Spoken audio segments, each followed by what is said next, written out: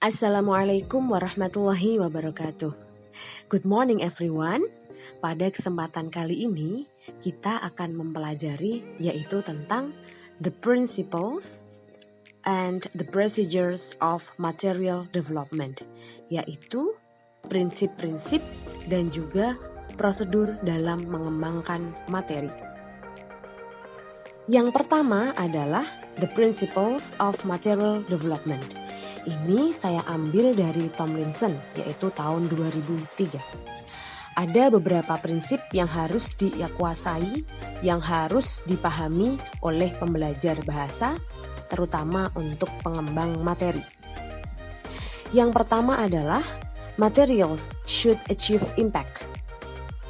Maksudnya adalah dalam mengembangkan materi, seharusnya materi tersebut memberikan dampak bagi pembelajar bahasa. Dampak tersebut atau efek tersebut adalah dengan adanya keingintahuan yang tinggi, kemudian interest dan juga perhatian yang tinggi terhadap materi. Prinsip yang kedua adalah materials should help learners to feel at ease. Maksudnya adalah materi dapat membantu pembelajar untuk merasa nyaman dalam berbagai cara. Contohnya, teks-teks bahasa Inggris dan ilustrasi itu berkaitan dengan budaya mereka dan juga keseharian mereka. Prinsip selanjutnya adalah materials should help learners to develop confidence. Ini penting bagi pengembang materi supaya meningkatkan confidence untuk pembelajar bahasa. Supaya pembelajar bahasa merasa rileks dan kepercayaan dirinya meningkat.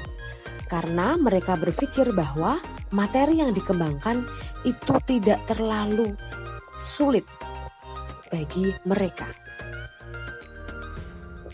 Selanjutnya adalah what is being taught should be perceived by learners as relevant and useful.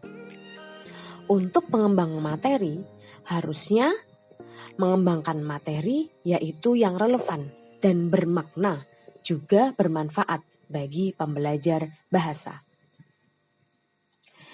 Yang selanjutnya adalah materials should require and facilitate learner self-investment. Ini penting untuk pengembang materi supaya apa? Yaitu mengembangkan materi yang memang memberikan dampak, memberikan ketertarikan bagi pembelajar bahasa.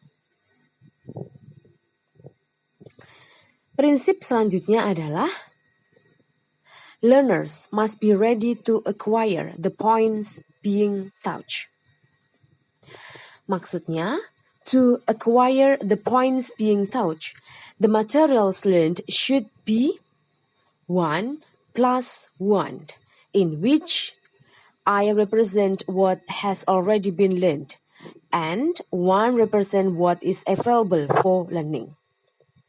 Maksudnya adalah apa yang akan dikembangkan oleh pengembang materi itu juga apa yang harus didapatkan oleh pembelajar bahasa.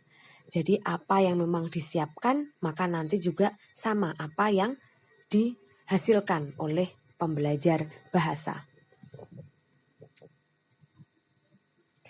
Prinsip selanjutnya adalah material should expose the learner to a language in authentic use. Mengembangkan materi itu harusnya memberikan exposure, ya, masukan yang otentik melalui berbagai instruksi, kemudian juga arahan atau advice yang diberikan di berbagai model aktivitas yang ada dalam materi tersebut. Yang selanjutnya adalah the learner's attention should be drawn to linguistic features of the input. Maksudnya adalah pengembang materi harusnya juga menggambarkan berbagai unsur kebahasaan Contohnya kalau dalam text type atau materi-materi teks itu kan banyak. Jadi ada namanya narrative text, report text, descriptive text, dan yang lain sebagainya yang di dalamnya terdapat berbagai unsur-unsur kebahasaan. Prinsip selanjutnya adalah material should provide the learners with opportunities to use the target language to achieve communicative purposes. Tujuan dari mempelajari bahasa Inggris adalah untuk communicative purposes. Maka materi harusnya adalah setelah pembelajar bahasa mempelajari bahasa Inggris, pembelajar akan diberikan kesempatan untuk praktek bahasa yang mereka sudah kuasai, tidak hanya di dalam kelas tetapi in real life situation. Yang selanjutnya adalah material should take into account that learner differ and learning styles. Perlu difahami oleh kita semua bahwa gaya belajar siswa yang satu dengan yang lain pasti berbeda. Maka dari itu dalam mengembangkan materi harus memiliki berbagai model kegiatan yang bisa memfasilitasi gaya belajar siswa. Bisa model visual, auditory, kinestetik, dan yang lain sebagainya. Yang selanjutnya adalah materials should take into account that learners differ in affective attitudes. Perlu kita pahami bahwa pembelajar bahasa juga memiliki perbedaan dalam affective attitudes. Maka dari itu, dalam mengembangkan materi, harusnya juga memberikan motivasi yang tinggi, juga positive feelings. Dengan memberikan berbagai pilihan, tipe-tipe teks, dan juga model-model aktivitas di dalam materi tersebut. Yang selanjutnya adalah materials should permit a silent period at the beginning of instruction. Ini menjadi penting. Kalau kita akan memberikan instruksi pada materi yang akan kita kembangkan, maka memang harus ada namanya a silent period atau periode hening atau diam. Supaya apa? Mereka bisa menginternalisasi elemen-elemen bahasa yang dia kuasai, baru kemudian masuk lagi pada instruksi. Yang selanjutnya adalah materials should maximize learning potential by encouraging intellectual, aesthetic, and emotional involvement which stimulates both right and left brain activities. Perlu kita pahami bahwa dalam tubuh kita, dalam otak kita itu ada berbagai belahan otak. Ada namanya otak kanan, otak kiri, kemudian cerebral, dan yang lain sebagainya.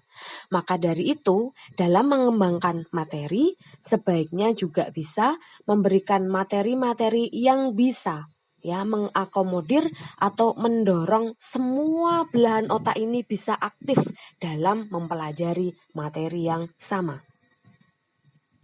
Yang selanjutnya adalah materials should provide opportunities for outcome feedback.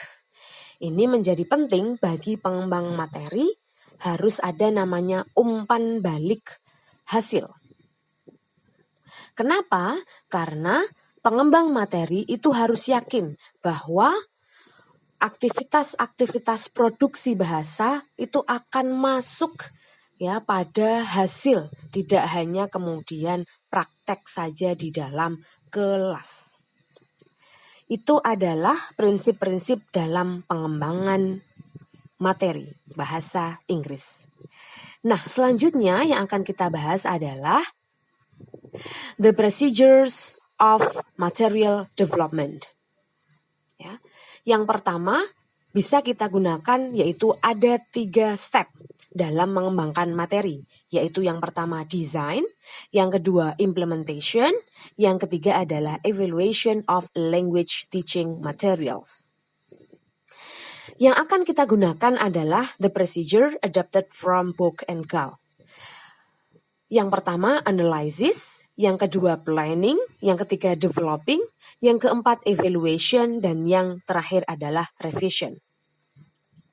Kita akan bahas hanya dalam garis-garis besarnya saja. Tahap yang pertama adalah analisa.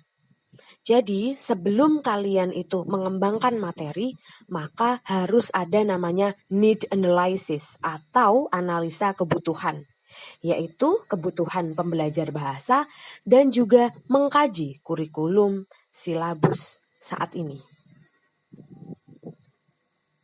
Yang selanjutnya adalah planning atau perencanaan. Setelah kalian menganalisa learner needs dan juga mengkaji silabus kurikulum yang berkembang saat ini, maka selanjutnya adalah melakukan perencanaan sesuai dengan kebutuhan siswa. Yang pertama adalah menyusun tujuan pembelajaran, kemudian membuat peta konsep, dan juga mengembangkan garis-garis besar pembelajaran. Selanjutnya adalah mengembangkan. Ini kalian akan menyusun materi secara keseluruhan yang di dalamnya tidak hanya materi ya. Jadi mulai dari ada materinya, ada instruksinya, kemudian ada evaluasinya, ada kegiatan-kegiatan yang sesuai dengan prinsip-prinsip yang kalian sudah pelajari. Tahapan selanjutnya adalah evaluation. Jadi sebelum materi digunakan oleh pembelajar bahasa, maka harus direview terlebih dahulu, harus dibaca terlebih dahulu apakah materi ini sesuai, apakah valid atau tidak. Maka perlu adanya review by expert judgment, kemudian juga kalau memang diperlukan, idealnya adalah melaksanakan uji coba produk tersebut, baik uji coba dalam skala kecil maupun skala besar. Nah, setelah melalui evaluasi, maka kemudian ada revisi, yaitu melakukan perbaikan-perbaikan sesuai dengan input, masukan, revisi dari expert judgment. Nah, demikianlah materi tentang prinsip dan procedure of material development. Terima kasih, selamat belajar. Wassalamualaikum warahmatullahi wabarakatuh.